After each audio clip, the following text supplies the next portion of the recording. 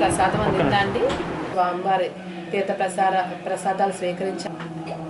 పిఠాపురం శ్రీపాద శ్రీవల్లభ మహాసంస్థానంలో స్వామివారి జయంతి పురస్కరించుకొని సెప్టెంబర్ 1వ తారీఖు నుంచి 7వ తారీఖు వరకు కూడా ఉత్సవాలు ఎంతో ఘనంగా నిర్వహించడం జరిగింది. మన గౌరవనీయులైన ఉప ముఖ్యమంత్రి వర్యులు శ్రీ పవన్ కళ్యాణ్ గారు కూడా సామాన్య భక్తులకు అధిక ప్రాధాన్యతనిస్తూ దూర ప్రాంతాల నుంచి వచ్చిన భక్తులు ఎటువంటి ఇబ్బందులు కలగకుండా అన్ని ఏర్పాట్లు చేయాలని చెప్పి సూచించారు. అలాగే మేము కూడా భక్తులందరికీ తీర్థ ప్రసాదాలు కానీ ఉచిత వసతి సముదాయం కానీ అన్నీ కూడా ఏర్పాటు చేయడం జరిగింది. ఎటువంటి ఇబ్బందులు లేకుండా ఈరోజు సాయంత్రం 4 గంటలకి రథోత్సవం కార్యక్రమం కూడా అత్యంత వైభవంగా నిర్వహించడానికి అన్ని ఏర్పాట్లు చేసుకున్నామని చెప్పేసి తెలియజేస్తుంది.